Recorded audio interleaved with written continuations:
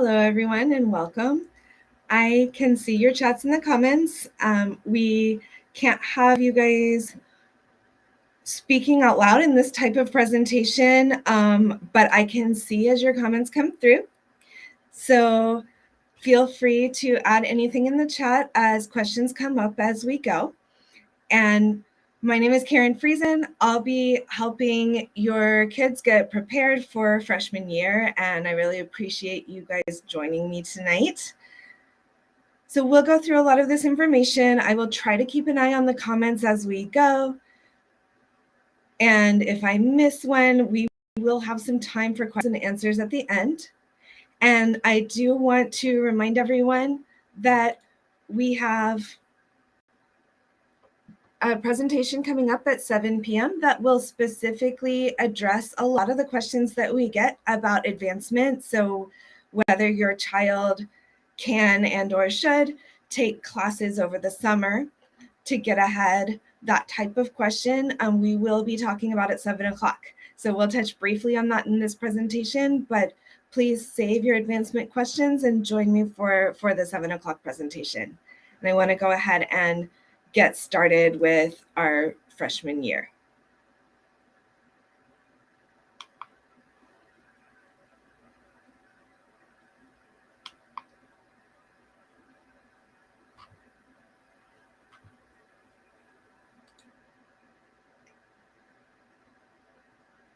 So all of your students watched a video of this information over the past week or so in their class, and they were given a copy of these guided notes that they could use along with the presentation, and that kind of helped them focus on the most important information that they had. So tonight we're going to focus on a few goals. We're going to talk about four-year planning. So when your children come into ninth grade, we are mainly focusing on choosing their classes for ninth grade. But we want to make sure that they're thinking a little bit about all 4 years of high school, because what they do in ninth grade can make a difference for what their options are after high school. We'll give them a preview of how high school works and a little bit of tips on how to be successful. And we'll also talk about the course selection process and how they can make informed choices when they're selecting their courses. And just so everyone knows, I will be visiting every 8th grade classroom in the district over the next week or so to help your students ballot for their classes. And I have had plenty of time to answer questions. So far I've visited Bethany and Cordis, and we had plenty of time to answer questions in those presentations as well. So your students will have direct access to make sure they're signing up for the right courses and to get any questions answered as well. The first thing I always like to tell your students about is what counselors are and what we do, because in this district, we don't have counselors at the K through 8 level. So this can be a new experience for them. Counselors are an important part of the student support team in high school. We're here to help with academic planning. We help with college and career preparation and planning as they go through high school. And we help with social and emotional concerns as well. So students can come and have a confidential conversation with us if they have any problems going on with friends or teachers or at home, and they need a caring and safe adult to talk to about that. They can come and talk to their high school counselor. When they get to high school, their counselor will be assigned to them based on their last name. But for right now, I'm the counselor for everybody. Now, keep in mind that we have almost 600 8th graders. So unfortunately, I'm not able to offer individual planning meetings to 8th grade families because there's only one of me. But we are trying to do sessions like this, and I'm visiting their classrooms so that you guys have access. And please email me at any time. So let's take a look at the graduation requirements for MHHS. You're going to see the column on the left has subject, and these are all the major subject areas that they cover in high school. The column in the middle is the number of credits. So our high school year is divided into 2 different semesters, and those 2 semesters are each worth 5 credits per class. So, for example, if they take an English class for an entire year, they're earning 10 credits. 5 first semester, which ends in December, and 5 second semester, which ends in May. So when you see the credit requirement column, that is how many credits in that subject area that have to earn throughout all 4 years of high school. So for social studies, they need 35 credits. That is equal to 3.5 years. And they're going to get that half year starting in 9th grade with global studies. They do need 4 full years of English, and they need 2 years of math, but we strongly recommend that students go on to take all 4 years of math for a variety of reasons. So they don't have to, but the majority of our students do. And I see that we have our other counselor, Mrs. Slami, in the chat helping me answer questions. Thank you so much, Mrs. Slami, as we go. All right, our MHHS graduation requirement for science is 30 credits, that's 3 years. 1 year of life science is what they're doing in 9th grade. So they're gonna take biology in 9th grade, and then they'll be able to choose physics or chemistry later in high school. Most students cover both, and those are in the physical science realm.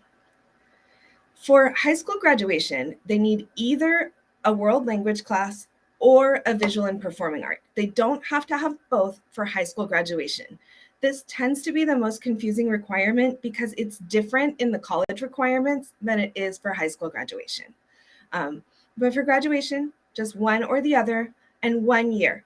So it's okay if they want to wait and take those credits later in high school, or if they're passionate about a visual or performing art, they want to take that in 9th grade, that's fine too.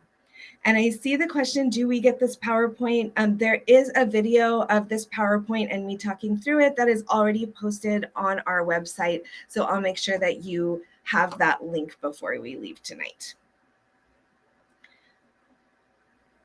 For electives, 60 credits are required.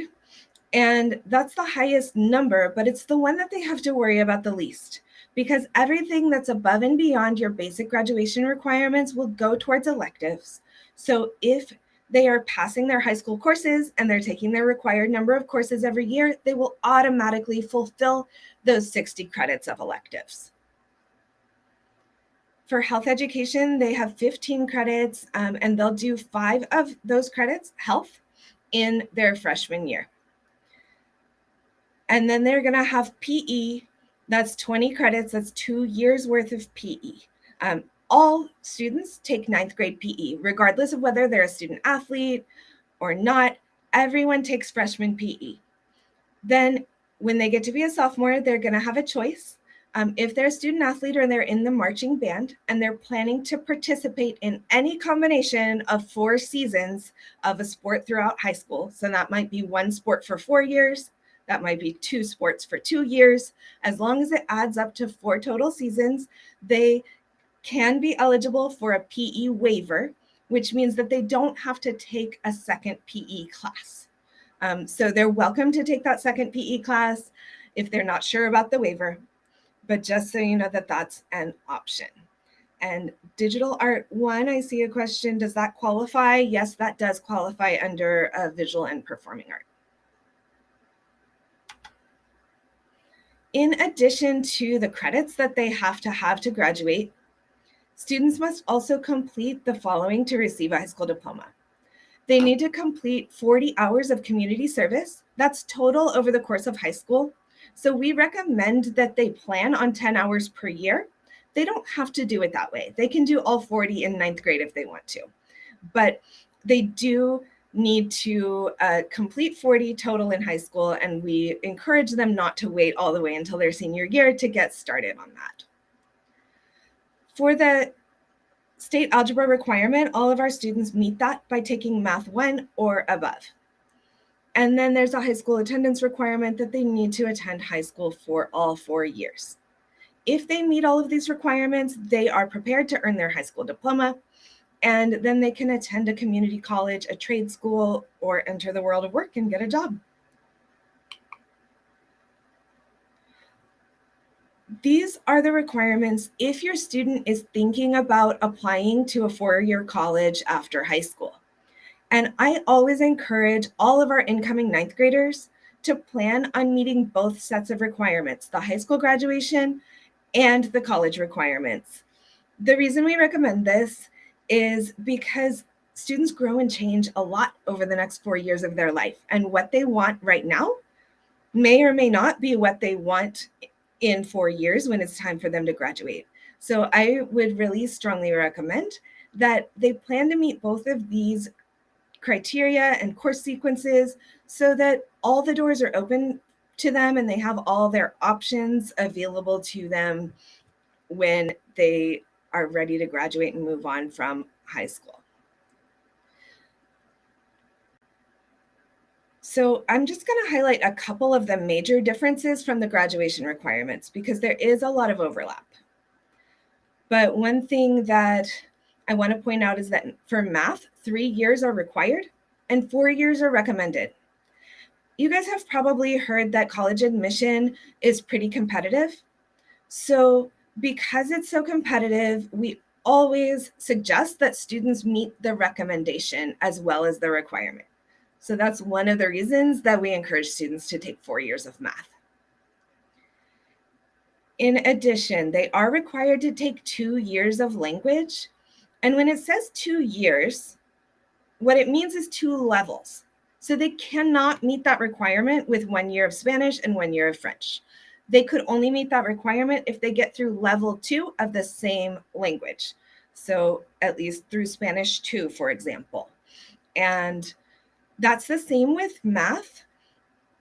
When it says 3 years, it means 3 levels. So your student might be starting high school in math 1, and then maybe they'll be taking math 3 and reaching that 3rd year in 11th grade. Your student might be starting high school in math 2. And in that case, they would meet that requirement in 10th grade when they take math 3. So as long as they get through math 3 or above, they have met that requirement for college. The F requirement is visual and performing arts. So for high school graduation, you just need language or art, but for college, you need both. So you need 1 year of a visual or performing art and 2 years of a language. And for the college prep elective category, almost all of our electives are college prep, so students do meet this automatically just by attending Mountain House High School.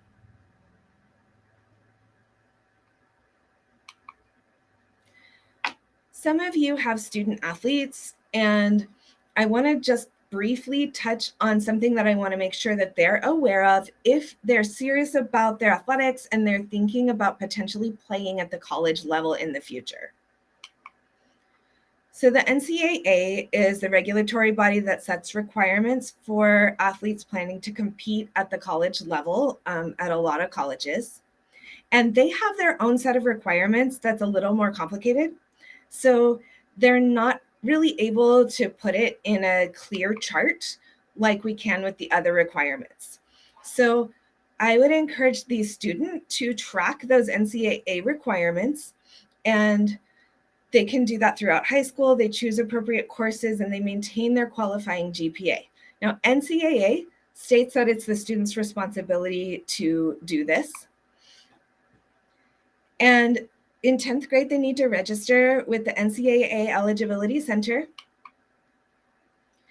And we ask that they please notify their counselor, preferably by 10th grade, because even though it is the student's responsibility to track that academic stuff, we can help them with that. So if they notify us in a timely manner, we can help them make sure that they're signing up for the classes that they need to meet those NCAA requirements. I do see a lot of questions coming through on the chat, and a lot of these will be answered in just a few slides. So I'm not ignoring you, but just hold off and we will be talking about these things very soon. So let's talk about a few things that we can do for high school success. The most obvious one when you think about high school success is earning good grades.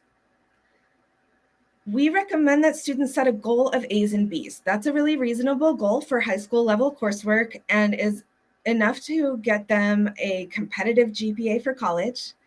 I promise that I have seen many students go to college with A's, B's, and even some C's.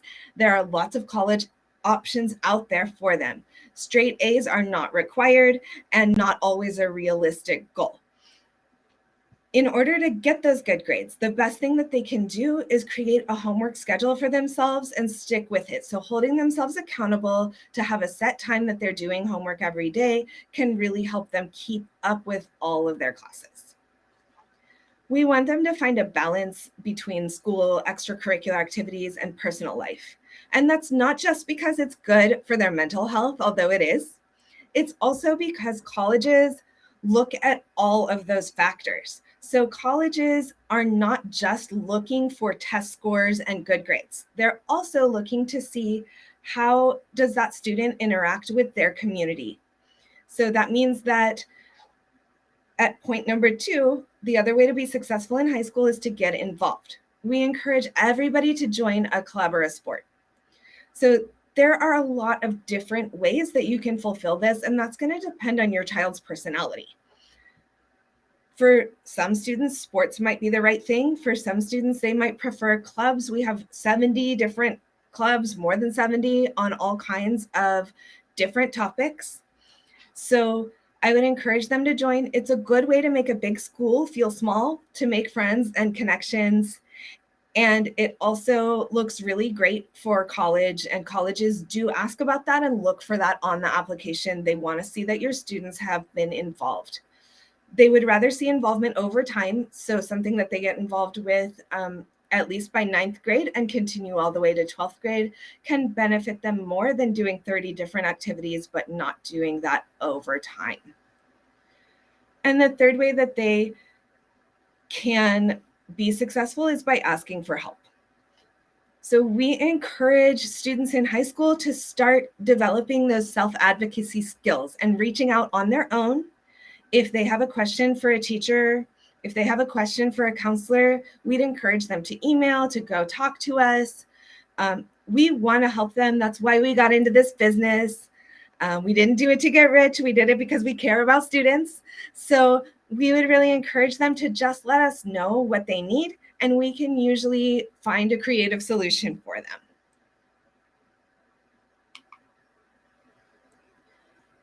So let's talk about their 9th grade schedule. A standard schedule is 6 classes plus a flex period. A flex period is a break in their day when they don't have a class. And that's designed to support student mental health by giving them a breather during the school day, a chance to reset. It also gives them more time to study and prepare, and maybe they can get some homework done before they go home so they don't have as much to do after school, especially if they're involved in all these sports and extracurricular activities. So 6 classes is enough to show colleges that you're choosing rigorous courses, to complete all of your high school and college entrance requirements, and graduate even ahead on credits. However, some of our students choose to take 7 classes, and they might do this because there are more electives that they want to fit in to their schedule. So maybe they want to take a language and they also want to take one of our pathway courses that we'll talk more about later. And they don't have room to do both if they also have a flex period. So they might choose, in that case, to take all 7 classes. If that happens, they don't have a flex period, so they should anticipate additional homework and a little bit less time to do that. We do guarantee that all students will get 6 classes, and they may request a 7th, and we do our best to give that to them, but we don't guarantee it. We guarantee a 6-course schedule. Couple things that you will see in your child's schedule when they get it in August that you might have questions about. One is success period. You can think of success period as a tutorial time during the day. It's designed to provide intervention in a way that's easy for students, so they're not having to schedule appointments with their teachers after school. It's built into our school day. And that way, if they have a question, if they have a test they need to retake, if they were absent and they need to catch up, they can sign up to go see their teacher during Success to get additional help. If their teacher notices that they're struggling and maybe they're getting a D or an F, but they're not signing up for Success, their teacher can also require them to go to Success, and will require them, because we want to make sure that they're getting the help they need, even if they're not taking the initiative to get that for themselves. And Success is 30 minutes every day built into our school day. We talked a little bit about flex period. They don't earn credits for that, but if they do want to take a flex period, they do need to indicate that in Aries. So they put it into their Aries courses as if it's a class. And we'll talk more about entering courses into Aries in a few minutes. And then you will see advisory. Right now that's offered once a week on Thursdays, and you can think of it like a homeroom.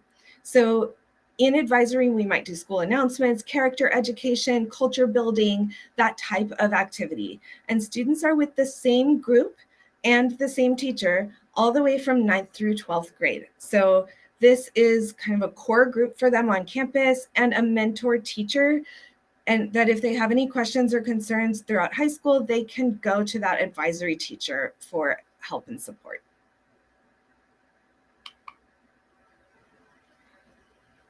All right, let's talk a little bit about 9th grade classes. I see someone rickrolling me in the comments. Hi there. So we're gonna go, there's a few classes that are blue, and those classes that are blue are already assigned to them in Aries. Then there's classes that are highlighted in green-ish, and those are classes that they get to choose. So the classes that are assigned, we're going to start there. Math is already assigned to your child. Those assignments are made based on their current math placement, their math scores, and their grade in their current math class. So if they're currently taking 8th grade math, they were automatically assigned to Math 1 in high school. If they're currently taking Math 1 at the high school, they were automatically assigned to Honors Math 2. So if you log into your Aries and you see that your child has a math class that you don't want them to have and you would prefer a different placement, we do have a petition process. It's a Google form that you fill out to indicate what their math level currently is and what you would like them to take. So for example, if they're in 8th grade math and you would like them to start high school in Math 2, you would fill out that petition, and that will indicate your interest to us, and we will enroll them in Math 1 course over the summer at MHHS. It's actually offered online, but they come to school to take their tests, and they can complete Math 1 over the summer so that they are able to start high school in Math 2. So that's one example of why you might want to petition to change the math placement. Social studies is the same for all 9th graders. So it's one semester of global studies, and then their other semester is going to be health. And those are automatic, so it's already in there. There's no special choices to make for that. Then we also have PE assigned because, like we talked about, all 9th graders have PE automatically. Then there's a couple spots where they have choices. For English and science, they can choose between a regular or an honors level. And we will talk a little more about the difference between those and how to make those decisions coming right up. And then for an elective, this basically means any other course that they see on our list that they might be interested in taking. So that might be a pathway course, a language course, an art class, drama, band, culinary, law and society. We have so many different options. So I encourage them to look through that course list and look at all the great information that's being sent out over the next week or so about all of our different pathways and classes, and read our course catalog as well. So if they're wondering what you do in a certain class, the course catalog is a great resource to read more about that. And then the curriculum fair that's coming up on February 9th is another great resource for them to find out more about classes that might interest them. So we would have them put in an elective of their choice, And please select an alternate as well. That's a second choice. In case their first choice doesn't work in their schedule or gets full, 90% of our course requests do generally get into their first choice of classes. But we do occasionally have some classes that fill up or it doesn't work in the schedule and something happens. So then we want to make sure that we have an alternate choice to put them into if they can't get into their first choice. And then the majority of our students select a flex period, but some students may choose to take an additional elective. One thing I will mention is when you look at Aries and you're putting the courses in Aries divides them up into all these different categories. Please just ignore the Aries categories. So I get a lot of questions like, well, my student really wants to take art and they also want to take drama, but both of those are in the visual performing art category on Aries. Can they take them both? Yes, they can. So ignore the categories on Aries and follow this guideline that we're looking at here. And your student will also bring home a worksheet on the day that I go to their classes. So I'm handing out an informational packet to them and also a worksheet to help guide them through their course selection. It looks like this. I know you can't see the content, but it's this orange paper so you can look for it in their backpack. And it takes them through step by step every course that they need to sign up for.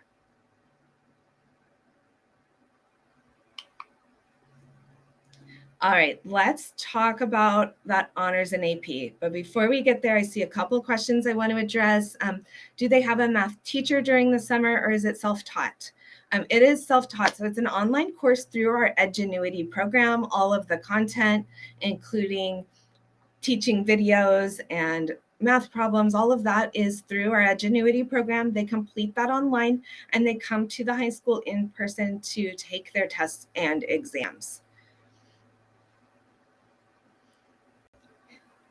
And yes, students can finish Math 1 during the summer and join Math 2 in 9th grade. And students cannot take a world language course over the summer. We will talk more about that in our 7 p.m. presentation because there are some nuances to that. And criteria for students in case of elective class overflow. Our computer does schedule that randomly, so we put all the course requests. And the reason that we have them do it this early in February is so that we can build space in our classes based on what our students request. So our goal is to hire as many teachers as we need to create enough space for students to take the classes that they want. But sometimes there are limitations based on equipment and other things that won't allow us to offer quite that many, and classes do get full occasionally. I see a lot of questions coming through about summer. I want to save those for our 7 p.m. presentation. What I will say now is that the only course available for advancement over summer is Math 1. No other courses are accepted prior to entering high school for advancement. All right, let's talk about honors and AP. We recommend a maximum of 2 honors and AP classes per year. The reason that we do that is because that's enough to challenge yourself and show colleges that you're selecting rigorous coursework, but it's not so much that you get really overwhelmed with homework and really stressed out. So ways to determine whether honors might be the right level for you. Honors is good if it's a subject you enjoy, you have an A or really strong grade in a similar subject, and mainly that you have the time and motivation to commit to doing the work. So honors classes, you can expect about an hour of homework per night, per class. That's an average, of course, but it's a big time commitment. And we also need students to be resilient and respond well to new challenges because this may be the first time in their academic career that they're running into something where it's more challenging than what they're used to. Maybe they get a lower grade than what they're used to. And they might be ready for honors if they respond to that like, oh, okay, I got a lower grade on this assignment than what I wanted. I'm going to go talk to my teacher. I'm going to work on it and I'm going to improve. If they respond by being crushed, then they might not quite be ready yet for honors and AP.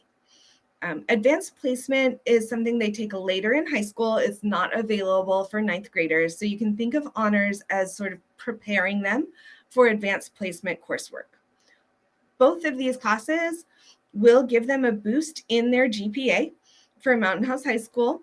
And so that can be really good thing when they're looking at colleges. And both of these, the advanced placement courses, they have the option to take an exam and earn college credit. And for honors courses, they don't. So those are kind of your main differences. So there are no advanced placement classes available to ninth graders, but there are some honors classes available. And although we recommend a maximum of 2, we know that you know yourself and your child best, and some families choose to take more than 2, and that's okay.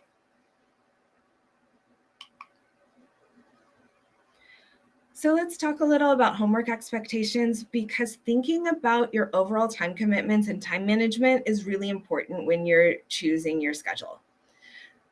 So 30 minutes a night is the average for a regular course, and an hour a night is the average for an honors course. So as you can see, if you're taking 7 classes, that homework time can add up really quickly. I like to also mention that if you have a student athlete, when their sport is in season, they're going to be spending somewhere around 20 hours a week just on that sport. So those time commitments add up really quickly. And that's another reason that we encourage students to not overload themselves with honors courses. And keep in mind that these estimates are based on students who are really using their class time wisely and working from bell to bell. If they're not getting everything done in class, they might have more that they need to take home to get done. So let's talk about course requests. I'm a counselor. I do that because I want to support students and I want to make them happy. So I really want your student to get their first choice of classes. That makes them happy, that makes me happy, and that makes parents happy. So that is our goal. And we do build our schedule every year around student requests. However, like we mentioned, sometimes classes do get full or conflict with one another or get canceled. So if that happens, they'll be placed into an alternate course or a flex period. And keep in mind that the courses they're selecting now through their Aries portal are requests. So they're not guaranteed. You're putting the request to indicate what you want. They're going to get the final version of their schedule at walkthrough registration in August, whether we do that virtually or in person. It's a few days before school starts, and they'll be able to log into Aries and see their schedule at that time as well. So they're going to see the order of their classes, and they're going to see their teachers at that time. And they'll also see which electives they got into. So if they get a schedule that wasn't exactly what they were hoping for, we do have course change requests. They can request those during the first 2 weeks of school, and they're granted on a space available basis. So they can't request to change teachers or class order. Those aren't changes that we can accommodate. But if they want to try to change an elective or the level of a course, if there's space to do that, we will make that change. But keep in mind that as we grow, extra space in those classes gets really, really tight. So signing up now for what they're most likely to want gives them the best chance to get the class they want. So anytime between now and February 11th is our course priority window. It doesn't necessarily benefit them to sign up today versus signing up February 11th, but they do need to get their request in by next Friday, February 11th, because that is the data that we use to show us how many sections of every course we need to offer. So that's a really good thing to keep in mind. That's why we ask you to think about this really carefully when they're signing up for their courses in February. So I see a couple of other questions coming through. For outside of MHHS courses, we will be talking about that at 7. Please join us. And for particular math placement questions, I would email a counselor because I can answer general questions a bit better than individual questions in this format. And thinking about taking courses outside of MHHS, that also is addressed in the presentation at 7. I see a comment that many colleges are asking for up to 12 AP classes. That's not accurate in my experience. So I've been doing this for about 15 years. And while colleges do like to see some honors and AP courses, there's not a certain number that they expect. And I would say an average number of AP courses is somewhere around 3 or 4 in high school. Certainly not 12. Most high schools don't even offer 12 AP courses. So rather than thinking about taking all the AP courses possible, think about finding a balance that's right for your child. So I've seen a couple questions come through about our professional pathways, and hopefully I'll be able to answer some of those now. We have a lot of different pathways based on a lot of different student interests. And this is a way for students to sort of specialize in something in high school. Our pathways involve one course each year of high school, so they build on their knowledge. They start with an introductory level course. Then they take what we call concentrator courses that build their knowledge further. And finally, in their senior year, they take a capstone course. And by completing the capstone course, they earn a recognition at graduation. They get to wear a cord with their graduation gown and recognition for completing that pathway. Now, pathways are optional. It's just a way to allow students to do a deeper dive into an area that interests them. However, some students choose to take the introductory level course from a variety of pathways because they want to experience a lot of different types of subjects in high school, and they don't want to just take 4 courses in engineering, for example. So that's okay too. Some students start a pathway in 9th grade, and then they realize that that's not really for them. That's okay. That's what high school is here for. It's here to explore. So they would start something that they think they might like in 9th grade, and they can switch in 10th grade if they want to. We do have an entry point for the pathways in 10th grade. So if they decide to switch, they still have the opportunity to complete that pathway by the end of high school. However, they cannot start a pathway in 11th grade and complete it by the end of high school. They can start one and take some classes of it, but they just won't get the completion. And please keep in mind that the completion and the recognition for these pathways are Mountain House High School awards only. Colleges do not recognize our pathways. By taking these pathway courses, students can show colleges that they're dedicated to a certain area of interest, but it does not damage their future. For example, if they don't take the biomedical pathway, but then they decide that they'd like to major in pre-med in college, they can still do that. These pathways are not required for any particular college major. They're not required to get into a good college. It's just a way for them to focus their area of interest, and it can help them gain some knowledge that they may use in their college major if they decide to continue pursuing this subject area when they get to college.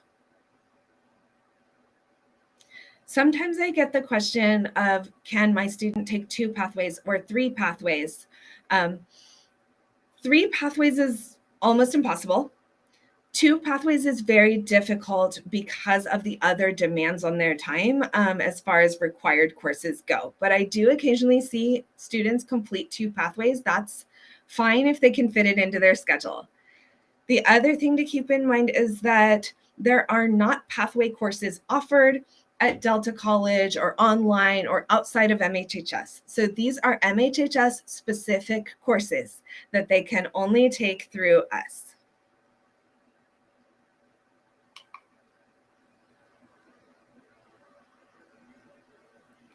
Are pathway courses part of electives? Yes. You can think of electives as anything that's not specifically mentioned in their classes. So their required classes are English, global studies, math, biology, and PE. Then they have 2 spots, and any other class they take goes toward electives.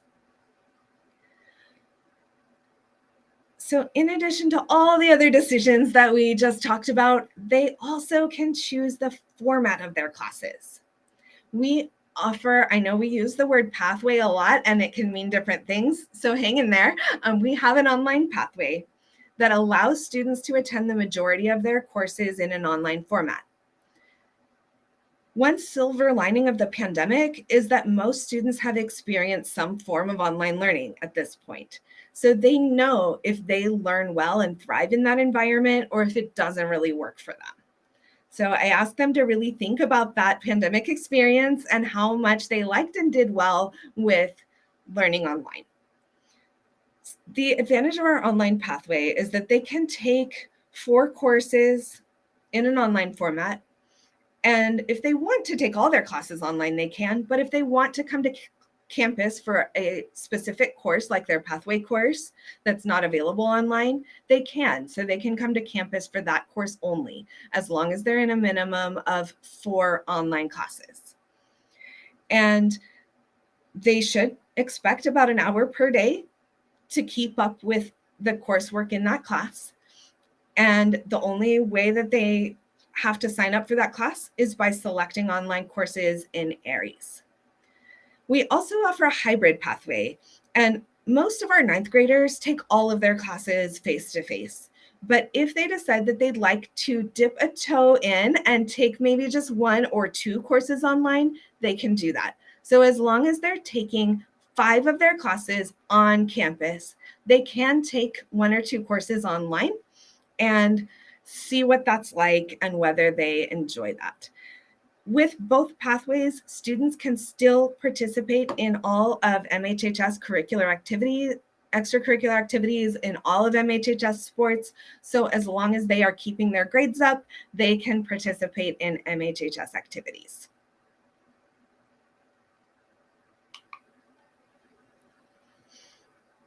The early college program is something that we offer that allows students to go to college at the same time as they're going to high school, with the goal being that when they graduate from high school, they've already completed their first 2 years of college.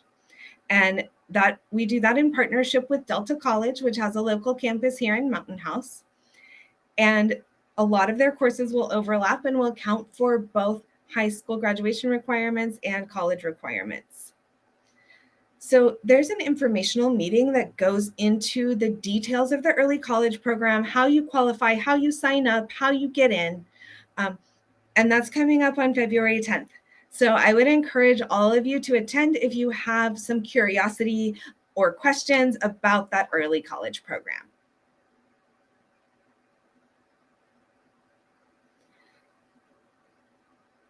Does online learning have educators or is it Edgenuity? I see coming through in the comments. That's a great question.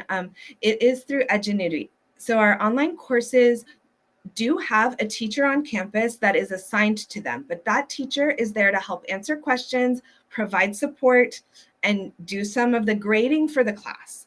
The actual course content is delivered through Edgenuity, not by a live teacher. So although we do require the students to keep on pace with the course, when they do that class is up to them. So it does give you a greater flexibility, like maybe they prefer to learn in the evening and they can do their classes in the evening then if that's how they like to learn, if they're an online student. So it increases that flexibility. And I see, is the early college program a period of the school day? It's not. They will take their college courses in the evening after completing their high school courses during the day. So it is time intensive and rigorous for sure.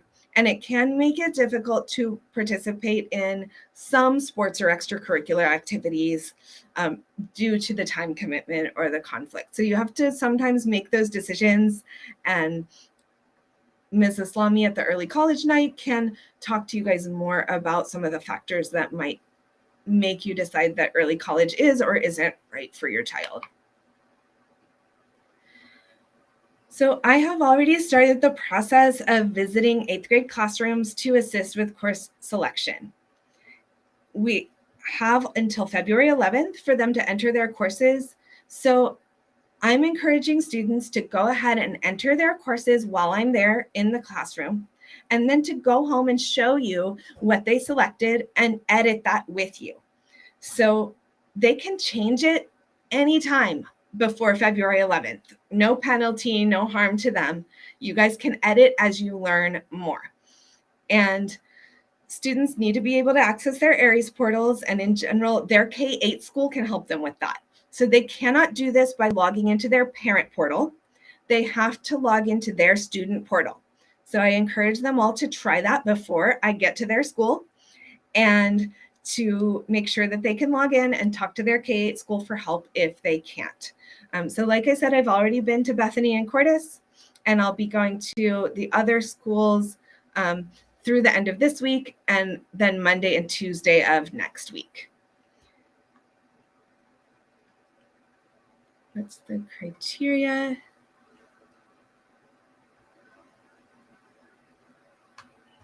Sorry, there is a logo that makes it difficult for me to read these questions at some point. So what's the criteria in choosing the students in case of elective class overflow?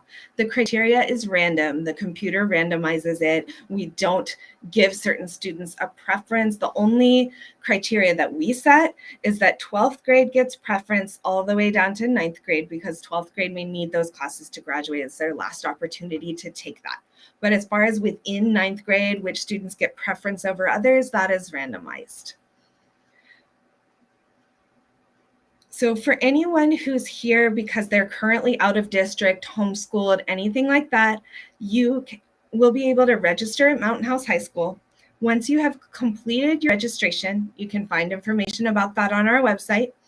Then you will be scheduled to meet with a counselor, and we will go over course selection with you at that time and make sure that you're registered for the classes that you'd like to take next year.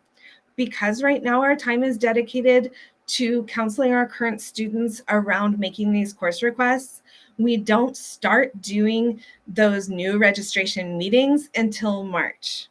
So you can go ahead and complete your registration now, and our registrar will reach out to you and schedule you a meeting with a counselor when that becomes available.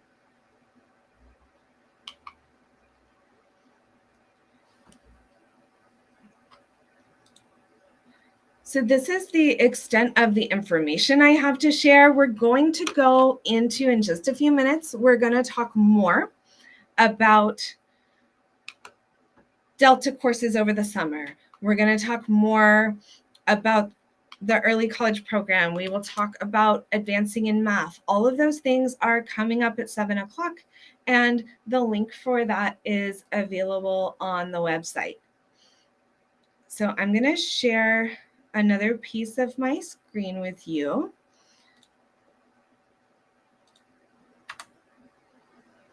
Just so you know where to find these things.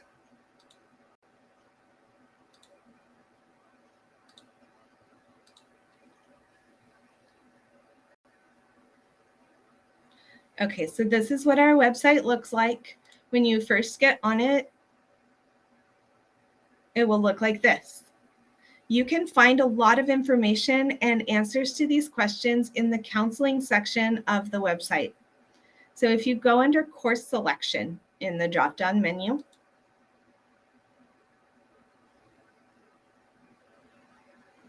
you can see that there's a side menu here with each grade level. So if you have an incoming 9th grader, you can click here, and you will find the link to our session at 7 o'clock tonight.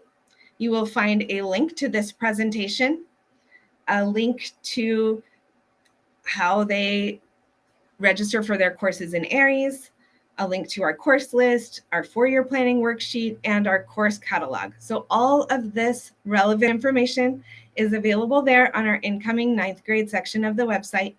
And we will also be posting our advancement presentation that we're doing at 7. We'll be posting that in the next day or two as well. You can also, if you want to learn more about what they can expect later in high school, you can find some of that information here. And another really common question that we get is about taking classes outside of MHHS. So you can find that by going to counseling home, and you can go to non-MHHS courses. So that's for any class that you're taking outside of MHHS or that you're interested in taking. And you can find the guidelines for that process here, as well as a chart that shows you the timeline and what courses students can take at Delta College. So we'll go into that in more detail, but I wanted you to know where to find that information for yourselves as well. If you missed any of this presentation, it is there posted on the website under the incoming 9th grade section. And for editing course selections, students will not be able to edit their Math Global Studies or PE courses, but they can edit the rest of their courses. If I have already been to their school and they're having issues with their course selection, maybe they missed that day, they can email me and I can help them out that way. But for the most part, be patient and I will get to them in the next few days. So far, we haven't had any issues with people being able to select their courses and edit their courses. To find information about athletic sport enrollment, that's a great question. Your child will be bringing home a packet that includes that information when I come to their classes, but you can also find it here under the extracurricular sports and activities section of the website. So a lot of the information that you want about our high school is available here. I definitely recommend that you take some time to explore our website to get familiar with the opportunities available at the high school. If a child chooses 7 periods, then that leaves them in 9th grade. They have 2 elective spaces. So 2 out of these 7 are electives. Our 9th graders are allowed to take the early college program. Yes, the early college program is actually specifically designed to start in 9th grade. So that's why we reach out to 8th grade parents regarding the early college program, because we want to make sure that they do enroll in it if they're interested in it for 9th grade.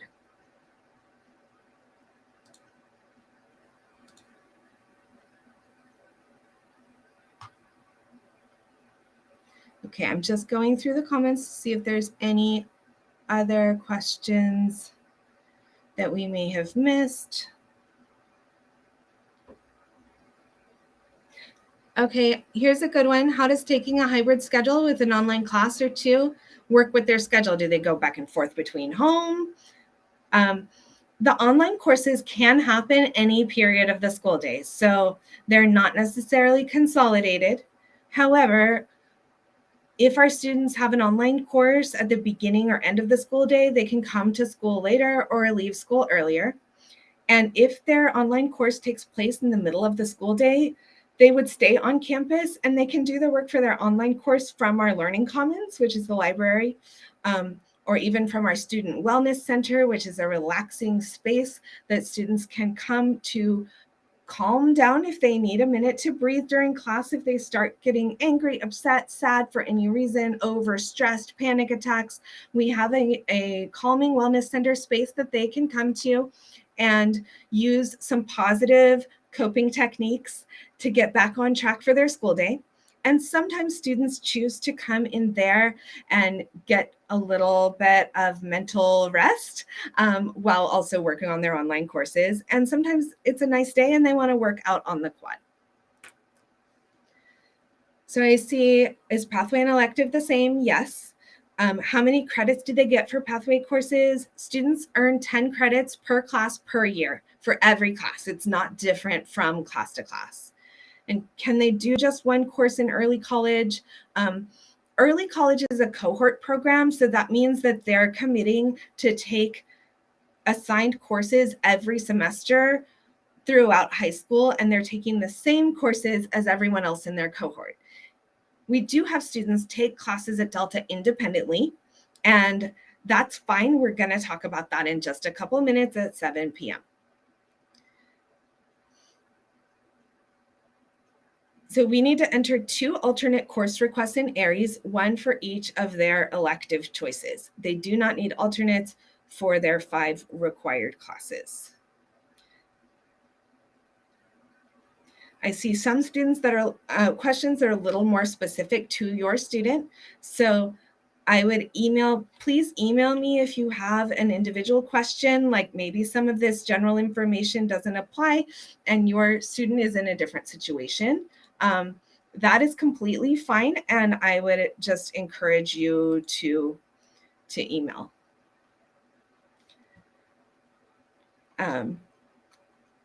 So MHHS website info, you guys will find it as you explore the MHHS website, but it is under the counseling section of the website, and you'll see it in the course selection area.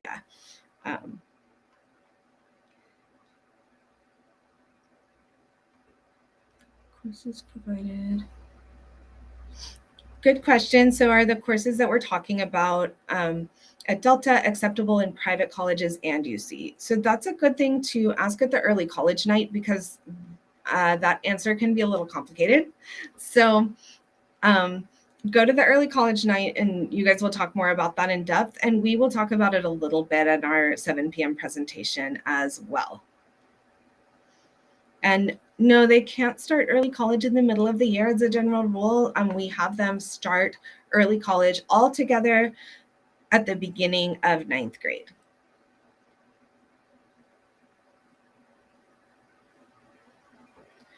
Okay, thank you guys so much for attending.